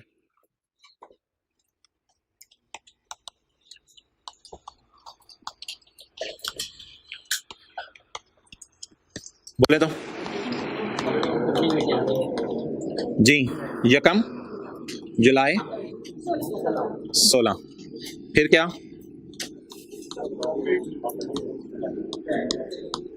प्रॉफिट आफ्टर टैक्स और इसके बाद किस दिन का? 30 जून 17। चलें जी, प्रॉफिट कैलकुलेट करवाएं। पेरेंट का बता दें कैसा आएगा। चलो मैं देख लेता हूँ यार, सेल मुझे भी पता सेल होती है। 2060 माइनस 173, हद हो गई। 2060 माइनस प्लस 190 और इधर सब्सिडरी का 520 1524 तू ना बोला कर, माइनस 11, अच्छा प्लस, सॉरी प्लस 50। जी बोलें। 520 443। क्लोजिंग सवाल में अवेलेबल है। क्लोजिंग बताएं कितने हैं? मैंने हटाया तो अब आप इधर देख रहे हैं, वरना आप लोगों ने रजिस्टर की तरह देखी जा रही है। इधर देखें, क्लोजिंग 199 और 70। इसको हम ले जाते हैं वर्किंग नंबर 3 में और इसको ले जाते होते हैं वर्किंग नंबर 2 और इसको ले जाते होते हैं वर्किंग नंबर 5 में। ओके अच्छा जी, डिविडेंड किसने बांटा है? पेरेंट ने नहीं बांटा, सिर्फ इस किसने बांटा? सिर्फ एस ने। शेयर कैपिटल पे परसेंटेज लगेगी। शेयर कैपिटल बोलें तो 2600 के शेयर कैपिटल पे 5%। ये मैं क्यों शो कर रहा हूं यहां? सिर्फ तब शो किया करेंगे इफ रिकॉर्डेड बाय अकाउंटेंट। तो अकाउंटेंट ने रिकॉर्ड किया, इसलिए मैं शो कर रहा हूं ताकि मेरी ओपनिंग रिटर्निंग सही आ जाए, अकाउंटेंट वाली ही ओपनिंग रिटर्निंग आ जाए। जी शेयर कैपिटल जरा अभी टेंशन नहीं लेनी इसमें पेरेंट का कितना, एनसीए का कितना, अभी तो अकाउंटेंट वाली वर्किंग्स हो रही हैं, अभी तो सवाल सही हो रहा है। 130 रेड मार्कर यूज करेंगे, आपको याद होगा। रेड मार्कर यूज करके मैं एक लफ्ज लिखूंगा यहाँ पे, तारीखी फिक्रा क्या? बैलेंसिंग। कभी ओपनिंग बैलेंस आता है, कभी क्लोजिंग बैलेंसिंग आता है, जो मर्जी आ जाए, हमें तो कोई मसला नहीं। सिरा एक पकड़ना चाहिए। ओपनिंग का सिरा पकड़ा दे पेपर में, ठीक है। क्लोजिंग का सिरा पकड़ा दे पेपर में, उसकी मर्जी है, जो मर्जी सिरा पकड़ा दे। जी बोले। 1476 391 जी।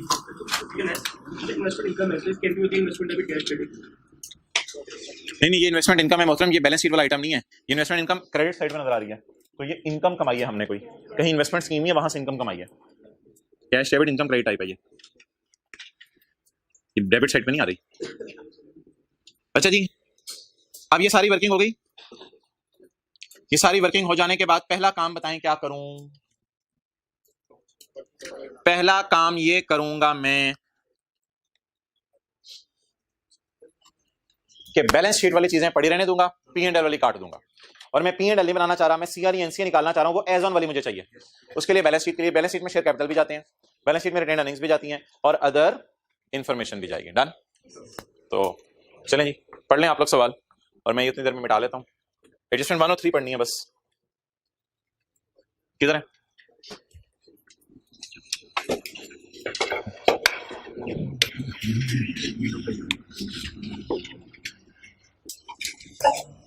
जी बिल्कुल, भाई ने छींक ले ली, आप सवाल शुरू करते हैं हम। तो इसमें यार नेचुरल चीज है, छींक को ना रोका करें, जमाई.com को रोका करें, अंगड़ाई.com को रोका करें। ये दोनों सुस्ती की अलामत होती हैं, इससे पता चलता है कि रात को आप सोए नहीं, बहुत पढ़ते रहे हैं। ओके तो यार इन दिनों में तो खुदा का खौफ कर लें, इन दिनों में पढ़ाई कर लें, छोड़ दें मोबाइल की जान। Additional information. अच्छा भाई, शेयर कैपिटल पकड़े जी, 3500 और 2600। बैलेंस शीट मांगी है या बैलेंस शीट में CRE NCA ही मांगा है?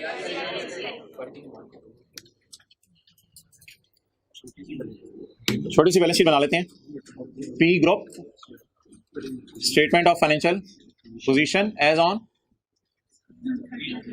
30 जून 17। शेयर कैपिटल नहीं चाहिए, CRE एनसीआई चाहिए। वर्किंग नंबर और वर्किंग नंबर 3, ये 2 फिगर्स चाहिए। वर्किंग 1 किया करें मस्ट, नेगेटिव गुडविल आ सकती है, नेगेटिव गुडविल सीआर में डालनी पड़ती है। वर्किंग 1 आप हर सवाल का इंटीग्रल पार्ट समझें, वर्किंग 1 करनी है जी। वर्किंग 2 क्या एसआरई, वर्किंग 3 सीआरई। भाई एनसीआई की वर्किंग कभी भी 2 लाइन से ज्यादा ना खोलें। चले, शेयर कैपिटल 3500 2600। मैं अपना टाइम जाया कर रहा हूं 3500 लिख के, इसके मुझे पेपर में कोई मार्क्स नहीं मिलेंगे। 3500 यहां लिखने के मुझे कोई मार्क्स नहीं मिलेंगे, लेकिन अगर मैं इग्नोर करता तो आप कहते हैं सर इसको इग्नोर करना है, क्यों करना है? इस वजह से मैं लिख रहा हूं।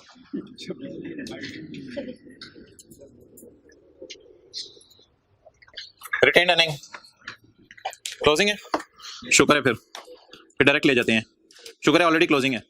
वर्किंग नंबर 3 और वर्किंग नंबर 2 1996704। ये आज हम सवाल करेंगे, सवाली भी आ सकती है जी, बोले 704।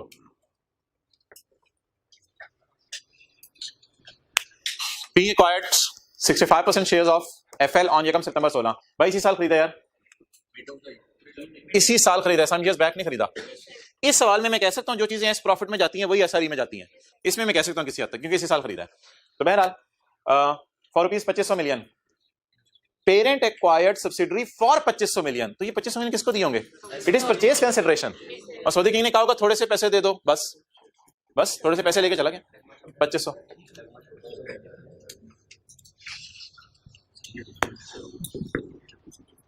आपने 2500 को छेड़ के कहा 2500 तो बैलेंस शीट में पड़ी होती थी, कहती है आज बस नसीब में नहीं, आज इन्फॉर्मेशन में आई नहीं हो, क्योंकि बैलेंस शीट तो दी नहीं ना ऊपर, तो ये बैलेंस शीट में पड़ी होती थी, याद है? The fair value of NCI at acquisition date was 1092 and the NCI is measured at fair value. धड़ाधड़ इन्फॉर्मेशन एज इट इज दिया जा रहा है। एनसीआई की फेयर वैल्यू बोले तो ना, बोले तो चल, बोले तो 1092।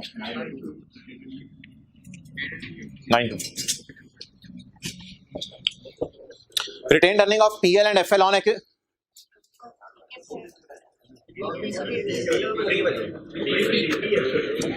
अच्छा ये तो प्री है ना, चलो इसकी तो टेंशन मैं नहीं ले रहा। ये क्या है? अच्छा 10 साल से आपके घर में बिरयानी पक रही है और उस बिरयानी के अंदर माशाल्लाह से लेग पीस होते हैं सिर्फ, और जबरदस्त किस्म का चिकन होता है। अच्छा अब आप इस साल गए तो आपने एकदम अम्मी ये आलू बिरयानी में, अच्छा हाँ बोटी भी है, अम्मी ये कहाँ से आ गया बीच में? चले ये बोटी तो ये कहाँ से आ गया बीच में? बेटा महंगी हो गई है मुर्गी, बेटा महंगी हो गई है मुर्गी। तो ठीक है पीटीआई चुप करो। तो अब भाई पेरेंट की रिटेन्ड अर्निंग तो मुझे नहीं चाहिए होती एक्विजिशन डेट वाली, पेरेंट की तो मुझे क्लोजिंग चाहिए होती है, और क्लोजिंग अवेलेबल है। ये वाली अर्निंग इसमें पड़ी नहीं है, ऐसा ही है ना? ये पेरेंट की किस दिन की रिटेन्ड अर्निंग है? यकम सितंबर 16 की, लेकिन मुझे किस दिन की चाहिए? 30 जून, वो 1996 अवेलेबल है। ये सी आई के अपने परेशान करने की। पेरेंट की रिटेन्ड अर्निंग नहीं, अच्छा जी, तो 506.5। अच्छा ये कुछ 30 जून 17 है, तो यकम सितंबर 16। तो अगर मैं बात करूं कितने महीने से, मैंने साल के शुरू से देखूं को कितने बटा 12 करने की जरूरत नहीं है, क्योंकि प्री गिवन है या निकालनी पड़ेगी? गिवन है 506.5। बोले जी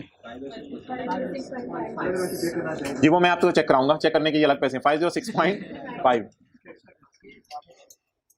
क्या सितंबर में खरीदा ना? आप बिल्कुल सही कह रहे हो, लेकिन यार ये ओपनिंग नहीं है, ये उसने एक्विजिशन डेट वाली ही दे दी है, कुछ करना नहीं पड़ा। क्या वो प्रॉफिट का क्यों लेना है? ऑन एक्विजिशन डेट उसने लिख दी है, उसने खुद ही मेहनत करके निकाल के दे दी है। गलत हो सकती है वो अलग बात है, वो फिर आप पेपर में असम्पशन लेना कि तुम्हारी फिगर्स गलत है, मैं जरा चेक कर लूं तुम्हारी फिगर्स पेपर में, बाद में सॉल्व करूंगा। वो कह रहे हैं प्री एक्विजिशन डेट कितनी है? 50। अभी आपने चेक नहीं करनी, चेक क्लास के एंड में मैं खुद कराऊंगा। 506.5 है, क्लियर? It's over now. अब आखिरी एडजस्टमेंट पढ़ें जी। कौन सी एडजस्टमेंट है जी? S paid dividend, S paid dividend. इस एडजस्टमेंट को बैलेंस शीट के एंगल से मैंने पढ़ना है, एस पेड डिविडेंड, क्योंकि अभी मैंने पीएनएल का सवाल शुरू नहीं किया। तो अगर मैं इस एडजस्टमेंट को बैलेंस शीट के एंगल से पढ़ूं तो मैं क्वेश्चन 12 पे जाऊंगा। क्वेश्चन 12 कहेगा आज फिर आ गए हो, हम कहेंगे जी असि बार बार आएंगे, तुम्हें तंग करेंगे यहां तक कि तुम्हारी जान ले लेंगे, और पेपर के दिन के बाद तुम्हें लिफ्ट नहीं कराएंगे, फिर सीए फाइनल में इंशाल्लाह तुम्हें देखेंगे। तुसी कहने फिर आ गए हो। तो क्वेश्चन 12 एस पे डिविडेंड लिखा हुआ है, क्या करें जी? कोई रिसीवेबल पेबल पड़े होंगे, कोई कैंसिलेशन करनी है। उस दिन आपको चीजें बड़ी ऐसे दिमाग पे चढ़ी हुई थी, उस दिन फौरन आपने बोला था कुछ नहीं करना, आज कुछ नहीं करते हुए बोलते हुए तो शेकी, हाँ कुछ नहीं करना, ठीक है आपके मान लेते हैं बात। उस दिन बड़ी समझे आ रही थी आपको, तो अब मैं क्या कह सकता हूँ। तब तो अब वो आज भी कॉन्फिडेंस से बोले आप, ठीक है कुछ नहीं करना इसका, क्योंकि कौन सा वाला सिनेरियो है, एस ने पे कर दिया है। कौन सा पेज नंबर है, कहां तक हम जा चुके हैं और कहां से होके आए हैं। ओए होए होए, सफर कितना तय कर लिया हमने। ओए होए होए होए होए होए ओए। तो ओ मंजा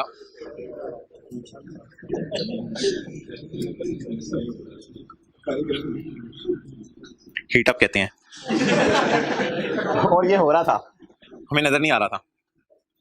तो consolidated statement of financial position बनाते हुए ये क्वेश्चन 12 का 5th सिनेरियो बनाएं, इसलिए बैलेंस शीट के एंगल से डू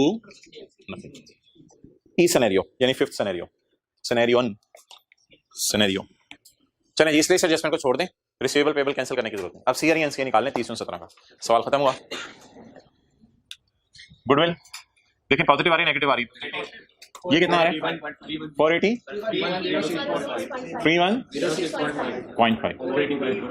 गुडविल बोले तो 480 5.5 इधर आ जाएगी गुडविल, लेकिन लिखने की जरूरत नहीं है, बैलेंस शीट के फीस पे मांगी नहीं। अच्छा जी, इसको तकसीम कर दें सीआरई और आई में। लेवल देखें इसका जरा, इंटू 60 और 197.5 इंटू 35%। पॉइंट क्यों देगी डिजिट,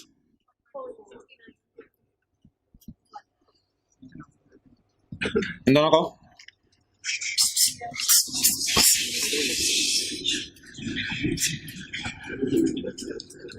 128.4 69.1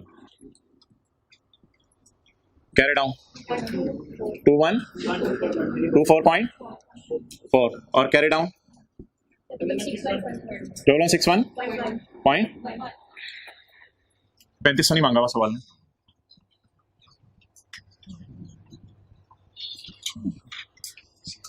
रिक्वायरमेंट बी हमारी सॉल्व होगी। सांस हुई चढ़ा हुआ, सुबह का पढ़ा रहा है, फजर से पहले तेरी एक क्लास थी, उसके बाद 2 ही हैं।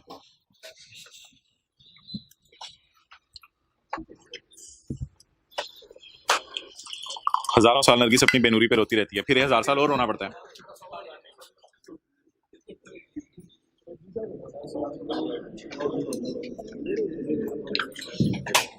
ओके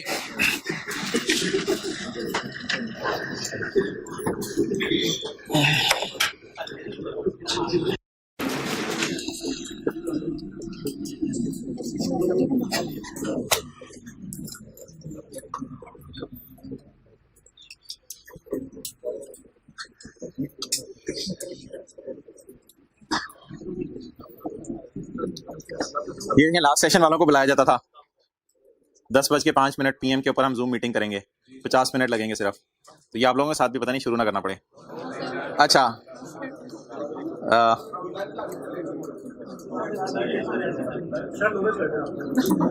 मैंने पता है तेरा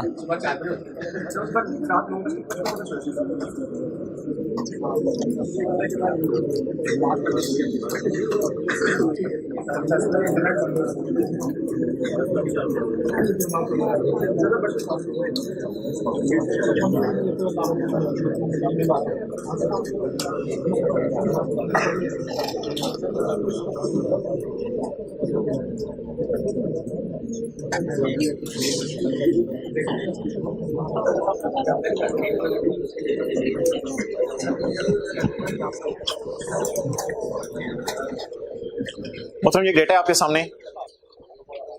ये एक नया सवाल है, ये सवाल जो है वो मेरी तरफ से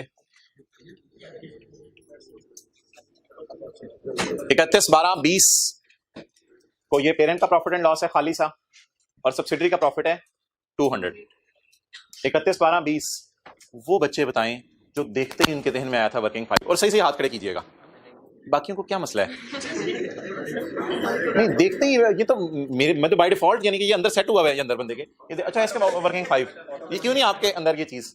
अब आगे आप कहेंगे अच्छा हाँ ये मुझे पता है 31/12 होने पे बोलना ही है। बैलेंस शीट पेरेंट और सब्सिडरी, ये क्लोजिंग बैलेंस शीट में क्लोजिंग फिगर्स आती हैं रिटेन्ड अर्निंग। ये क्या है? अच्छा पेरेंट एक्वायर्ड सब्सिडरी ऑन 1 मई 2020। 1 मई 2020 का क्या मतलब है? Mid of year. ओके अब आप हजरात जो है वो मुझे करवाएं वर्किंग नंबर 2, वर्किंग नंबर 2 करवा दें।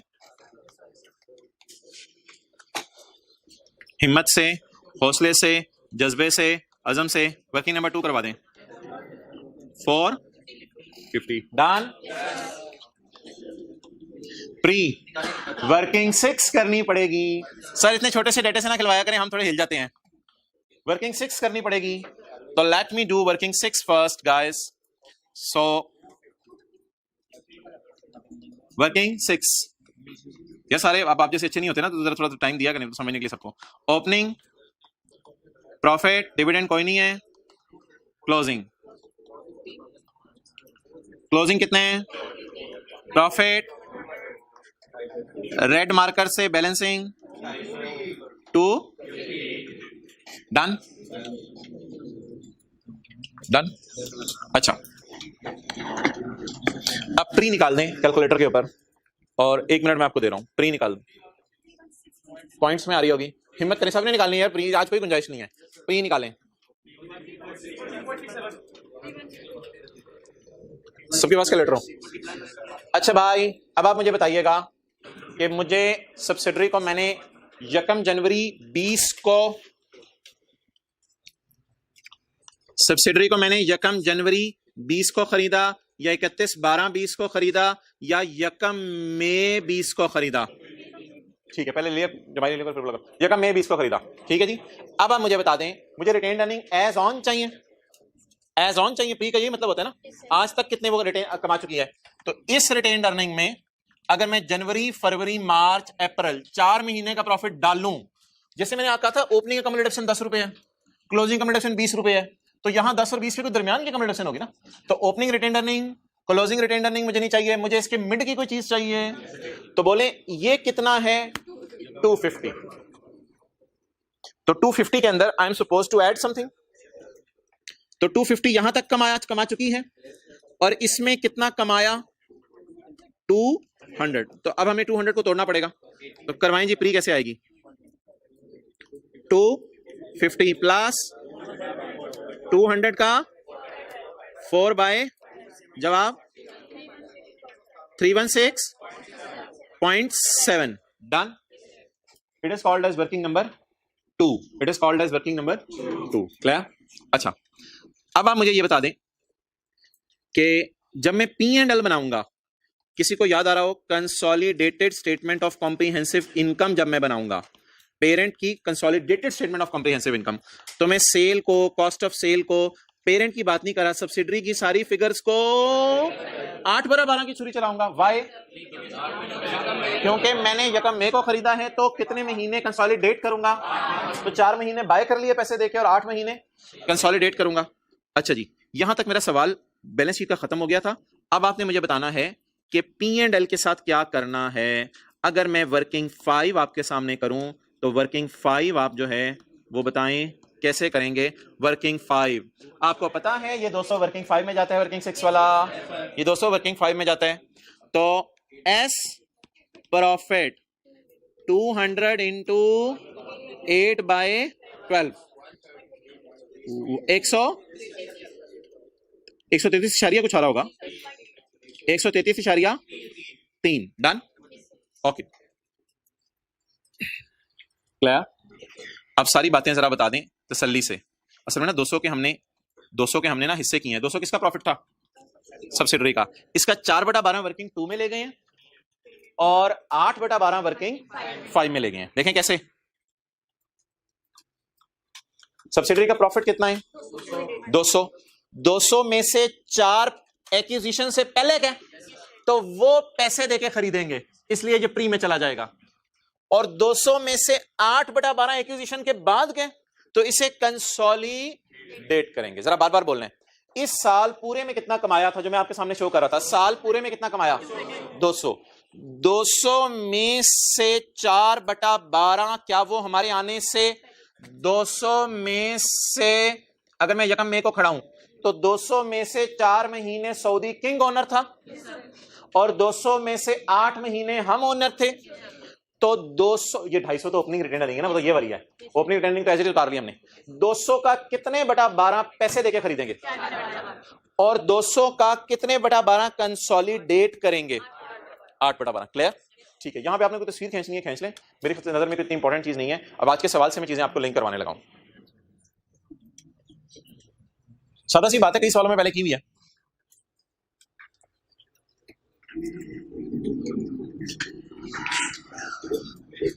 इसको छोड़ें, इसकी वजह से जरूरत नहीं है।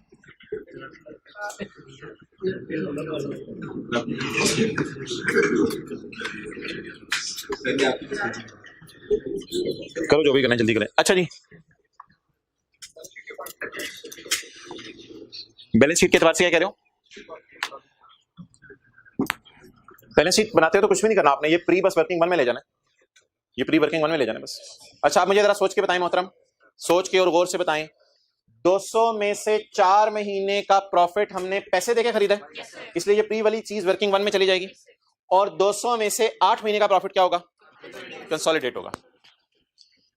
इसको कहते हैं प्री वाले प्रॉफिट, और इसे कहते हैं ये 4 महीने पे किसका हक है, ओल्ड ओनर्स का, और 8 महीने पे हमारा। इसे कंसोलिडेट भी हम 8 महीने करते हैं, और P&L में भी कितने महीने डालने की इजाजत है हमें, 8 महीने, क्योंकि 4 महीने हम खरीद चुके हैं, या वो भी कंसोलिडेट करें, वो खरीद चुके हैं। मुझे तो लगता है 4 महीने आप इस काबिल भी नहीं समझते। और भाई बातें बड़ी इंपॉर्टेंट होने लगी हैं।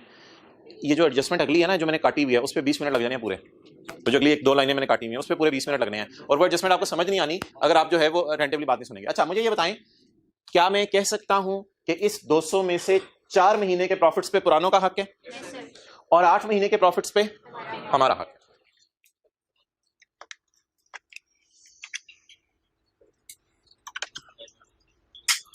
चलें जी, अब मोहतरम एक एडजस्टमेंट आपके सामने आने लगी है। उससे पहले मैं एक काम करने लगा हूं, पॉइंट 2 को मैं भी नहीं पढ़ा, उससे पहले काम करने लगा मैं P&L में शुरू करने लगा। पहले सादा सादा काम करें, फेस पे फिगर्स नोट कर लें सारी, तो फिर ये एडजस्टमेंट मैं पढ़ता हूं। Consolidated statement of for year ended 17 sale बोलें 2060 प्लस 1500। अच्छा, हमारे सवाल में पता नहीं 8/12 या कितने में, वो देख लो जरा। हमने कब से खरीदा हुआ है, सितंबर, अक्टूबर, बात इधर देख, सितंबर, अक्टूबर, नवंबर, दिसंबर, 4 महीने, और आगे तो सब्सिडरी को छुरी चलाते हैं साथ साथ कितने बटा 12 की, 2/12 सेल को हम इस काबिल भी नहीं समझते कि मुंह पे लिखें। और एक बात सुन ले जरा भाई, आज आपसे बात कर रहा हूं, एक बात सुन लो, हम इस तरह भी नहीं करते कि सेल पूरी लिख के 2/12 माइनस कर दें। हम 2/12 सेल को इतनी गुस्से से देखते हैं, ये तो सऊदी किंग ने कमाई थी, हमें इससे क्या, हमें तो किस सेल से कंसर्न है। 2/12 सेल को मुंह पे लाना ही नहीं है, डायरेक्ट कितनी सेल को मुंह पे लाना है, ये बात मैं बार बार बोल रहा हूं, आप लोग सुन नहीं रहे। हम 2/12 सेल को मुंह पे लाते ही नहीं है, मुंह पे लाते ही नहीं है। सिर्फ कितनी सेल लाते हैं मुंह पे, 10/12। आगे बोलें जी, खर्चे, cost of sale and admin expenses सारे इकट्ठे आ रहे हैं, 171131 मल्टीप्लाइड बाय 10/12। अच्छा जी, आगे बोलें, अदर इनकम या इन्वेस्टमेंट इनकम। यार ये 50 को जरा मैं होल्ड पे डाल रहा हूँ, 50 मुझे लिखना चाहिए यहाँ पे, लेकिन मैं जरा इसको होल्ड पे डाल रहा हूँ। ओके, चलें, ये सारी फिगर्स आ गई। साथ ही क्या खोल लें, वर्किंग 5, साथ ही खोल लें वर्किंग 5। एस प्रॉफिट, एस ये मैं लिख देता हूं, इधर मैं लिख देता हूं, मुझे पता लिखने, एस प्रॉफिट। और फिगर आपको पता है कौन से लिखते होते हैं, फिगर ये 443 वाली, लेकिन अभी लिखनी नहीं, मैं लिख देता हूं। अच्छा जी, अब मोहतरम आखिरी एडजस्टमेंट जो हमारी रह गई है, कैमरा उधर कर दो पहले। वर्किंग 5 भी हो गई, P&L का फेस भी बन गया। चलो जी, ले आओ पॉइंट 3। मुझे ये बताएं कि अगर मैं आपके सामने, पॉइंट 2 पढ़ने से पहले कह रहा हूं, अगर आपके सामने पेपर में ये इंफॉर्मेशन अवेलेबल P&L की फॉर्म में होती तो कैसे होती है इंफॉर्मेशन अवेलेबल? ऐसी बात कर रहा हूं, ऐसी बात कर रहा हूं, ऐसे ही सब्सिडरी का जरा P&L सेपरेट बनवाएं, सेपरेट P&L, कंसोलिडेटेड नहीं, separate P&L। Sale 15 24. Cost of sale and expenses 1131. और अदर इनकम 50 टोटल 44. वही जो प्रॉफिट आपने भी निकाला. Okay, that is 443.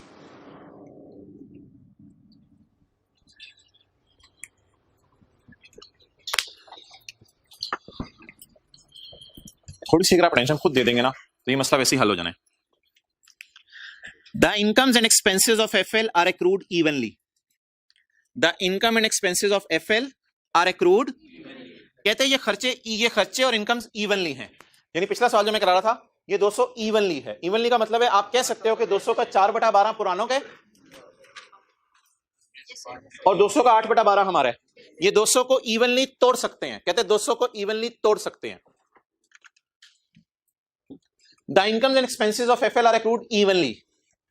कहते हैं इन इनकम्स और एक्सपेंसेस को इवनली तोड़ सकते हो आप. 10/12 2/12 कर सकते हो.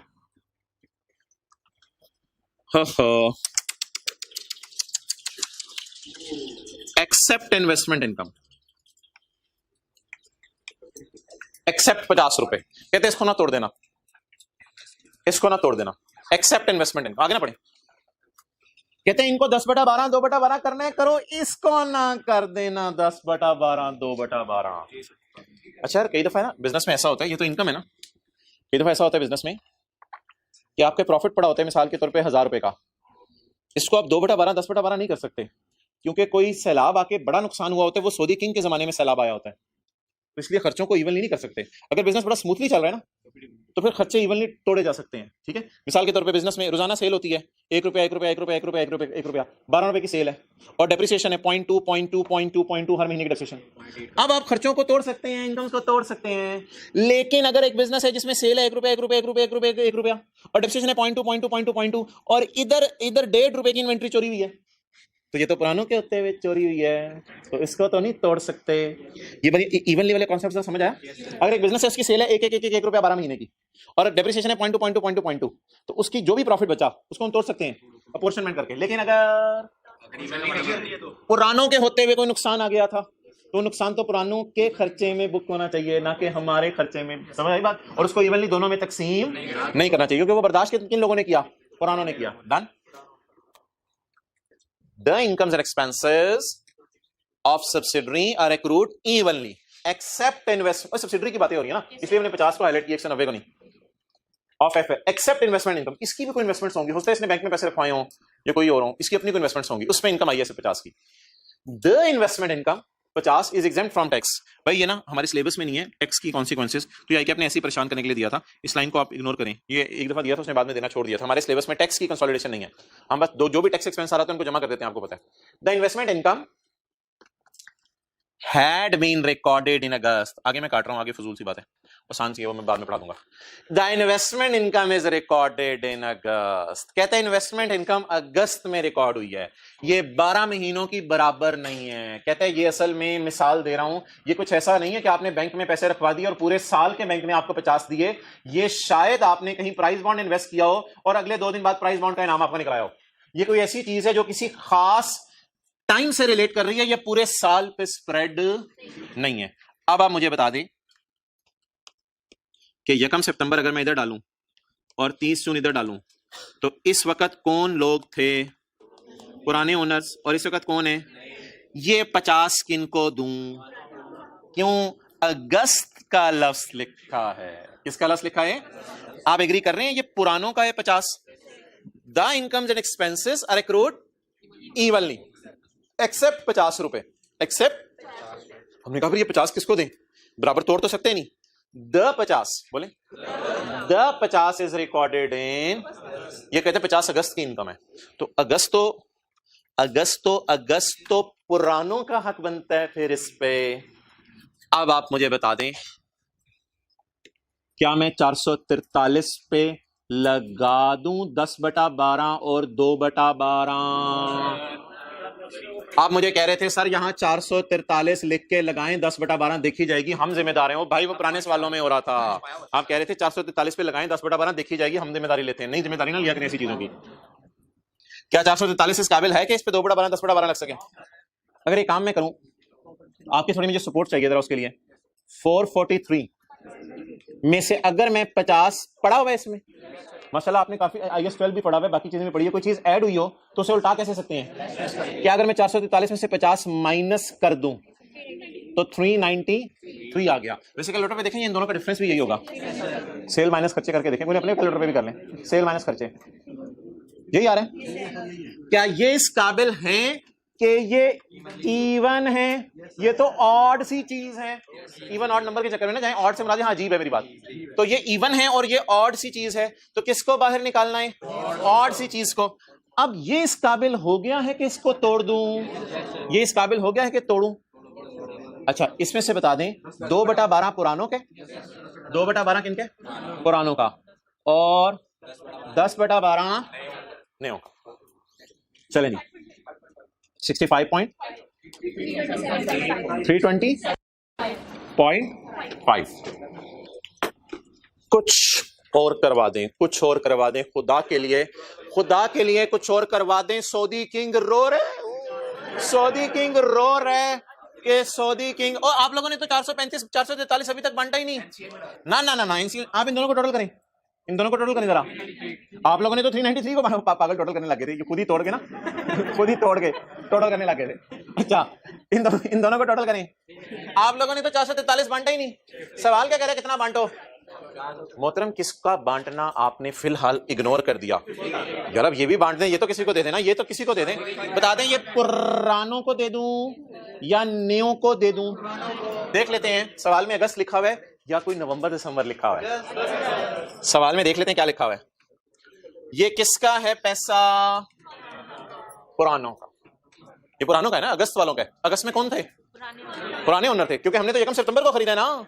तो हमने 1 सितंबर को खरीदा, तो इस पे तो किनका हक है? पुरानों का पूरा हक है या 2/12? पूरा 50 रुपए की बात कर रहा हूं, पूरा हक है 50 रुपए पुरानों का। जी भाई कह रहे हैं बहुत प्यारा पॉइंट था ये, मैं हाथ दोगी यार, लफ्ज़ तो देख के इस्तेमाल किया। जी बोलें।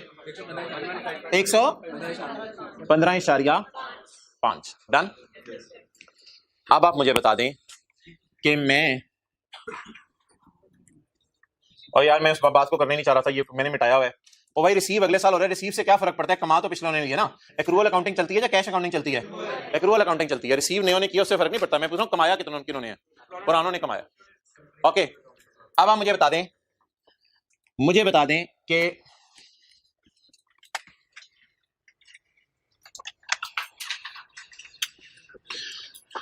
पुरानों का खरीदा जाता है वर्किंग 2 में प्री में डाल के, और नयो का वर्किंग 5 में डाल के कंसोलिडेट किया जाता है। थोड़ी देर पहले 200 वाली फिगर याद है? 200 का 4/12 कहां लेके गया था मैं?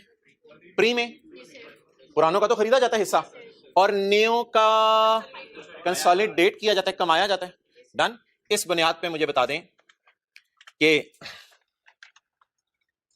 इस बुनियाद के ऊपर आप मुझे बता दें कि मैं क्या करूं, इसमें से कितना कहां ले जाऊं? 327.5 को तो मैं कंसोलिडेट कर लूं। भाई ये तो हमारा है ना, 10 महीने, 1 सितंबर अक्टूबर नवंबर दिसंबर, ये 10 ये तो हमारा है। डेट विल गो इन 327.5। इसको वर्किंग 5.1 का नाम दे दें, जो मर्जी नाम दे दें, वर्किंग 5.1 का जो भी नाम आपने देना हो। तोड़ने में आज मसला आ गया, ये हमारा हो गया।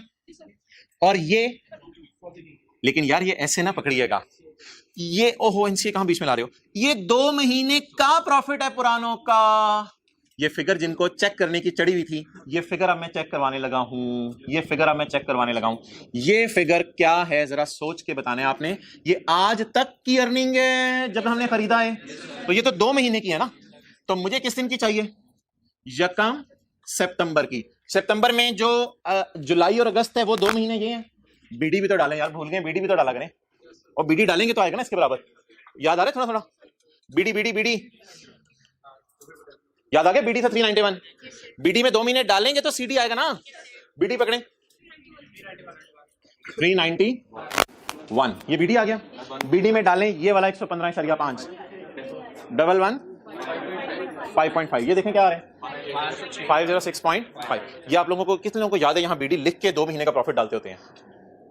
याद है बीडी लिख के 2 महीने का प्रॉफिट डालते हैं? नहीं याद आ रहा? और यार अभी तो तू क्या कर रहा था फिर? अभी क्या कर रहा था? ठहर, ये क्या हो गया?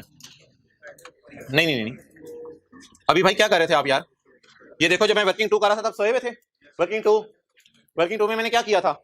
मैंने बीडी पकड़ा था 250, मैंने बीडी पकड़ा था 250 और 250 में डाल दिया था 4 महीने का प्रॉफिट। याद आ रहा है? और यार 2-3 क्लासों से ऐसा कर रहे हैं मेरे तो ख्याल से, बीडी पकड़ के 4/12 वगैरह करते होते हैं। डन, बात समझ आ गई? अब जी आप मुझे बता दें how to tackle the adjustment. अब सारे इधर देखें और पाई इधर देख। पहले क्या लिखा सवाल ने? The incomes and expenses of S are accrued evenly. फिर क्या लिखा उसने? Except investment income which relate to August. हमने सोचा अगस्त में तो पुराने लोग थे, विच रिलेट टू पुराने। फिर हमने क्या किया? हमने कहा चल 443 पकड़ते हैं, इसमें से 50 को निकाल देते हैं। निकाल क्यों रहे हैं? इस पे प्रोपोर्शनेट नहीं करना। इसको निकाल दिया, निकाल के साइड पे रख दिया, यूज कर लेंगे। निकाल, समझे? निकाल के मैंने जेब में डाल दिया 50, ये 50 मेरी जेब में आ गया। अब मैंने 393, ये बच गया इन दोनों का डिफरेंस, इनको तोड़ दिया। इनको तोड़ा तो 50 जो जेब में डाला हुआ था मैंने, वो किनको दे दूं? अगस्त वालों को दे दूं। तो हमने तो 1 सितंबर को खरीदा है, तो अगस्त वालों को दे दूं तो 50 मैंने इनको दे दिया। आप बता दें ये मैंने खरीदा है एक्स है, ये मैंने खरीदा है पैसे देके, इन्वेस्टमेंट्स करके ये खरीदा होगा ना। और ये मैं कंसोली वर्किंग 5 में वो चला गया, तो इसको लेके जाएंगे वर्किंग, लेकिन इसको वर्किंग 2 में नहीं लेके जाएंगे, बीडी डाल के वर्किंग 2 में लेके जाएंगे इसको। डन हो गया? तो ये बात आप नोट करें, ये वर्किंग 2 में ले जाएं इसको और इसको वर्किंग 5 में। 50 में वो उस वक्त होगा, वो ये यहाँ पे जो निकलती है फिगर वो ऑटोमेटिकली इसको एडजस्ट कर देती है, उसकी टेंशन नहीं लेनी आपने। अच्छा जी डन। अब फेस बनवा दे सवाल का।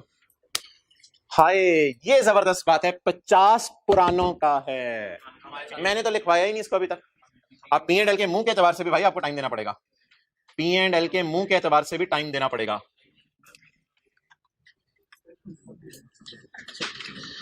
यार मुझे ये बताएं, आपने 2/12 सेल इस काबिल नहीं समझी थी ना कि मुंह पे आए? 2/12 सेल क्यों नहीं इस काबिल समझी थी? पुरानों की है 2/12। वो जो मैं बार बार बोल रहा था आपको, कर तो कई दिनों से रहे थे, बोल आज रहा था, कॉस्ट ऑफ सेल 2/12 क्यों नहीं इस काबिल समझी कि मुंह पे आए? पुरानों की है। इस 50 को मुंह पे लिखूं या ये सारा ही पुरानों का है? तो लिखे सारा पुरानों का है, यानी ये अगस्त का है। अगस्त का मतलब पुरानों का। क्या इस 50 को इस काबिल समझूं कि मुंह पे आए? अगर 50 इस काबिल नहीं है मुंह पे आए तो 50 को मुंह पे शो करूं या 2/12 जैसी चीज समझते इग्नोर कर दूं? 2/12 जैसी चीज तो नहीं है, जुलाई अगस्त वाली चीज है, ऐसे कह दूं। जुलाई अगस्त पुरानों की चीज है, इसको इस काबिल समझूं कि मुंह पे लिख के माइनस करूं? इस काबिल समझूं कि मुंह पे लिख के माइनस करूं? क्या 2/12 सेल को इस काबिल समझते हैं कि मुंह पे लिखें? तो फिर पुरानों की है तो इसको मुंह पे लिखें भी ना। इसको तो कंसोलिडेट मेरे ख्याल से करना बनता भी नहीं, ये तो पुरानों की है, तो लिख के माइनस करना भी अजीब सी बात है। चलें जी, तो 50 फेस पे नहीं आएगा, 50 फेस पे नहीं आएगा। अगली बात और आखिरी, डिविडेंड की एडजस्टमेंट रहेगी। तो डिविडेंड के लिए concept number 4, consolidated statement of comprehensive income बनाते हुए piece share of S dividend. भाई मेरी पहले ये वाली बात सुने, consolidated statement of comprehensive income बनाते हुए piece share of S dividend. अगर अदर इनकम में पड़ा हुआ है, यानी पी ने रिकॉर्ड कर लिया हुआ है, तो क्या कर दें? अगर उसने पे किया तो इसने रिकॉर्ड तो किया होगा, तो 130 की एडजस्टमेंट करनी है या इसमें पीस शेयर? अभी सुबह जो 10 के साथ किया था, वो जो 10 रुपए नजर आ रहे थे, वो इसके साथ कर दें। छोटी सी लाइन डाल दें जो भूलते होते हैं अक्सर, पीस शेयर ऑफ, बोलें 130 84.5। ये अदर इनकम में से क्या कर दें? चलें जी, 333 105.762 attributable to parent or 762.5 NCI।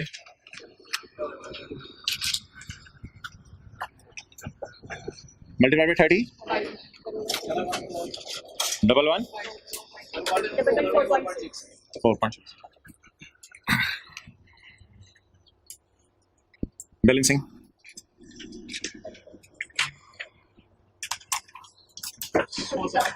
64.9। चलें यार, 1 मिनट लेना, भी बात ताज़ा है, मैं चाह रहा हूँ अगली क्लास में जो दोबारा ना करनी पड़े।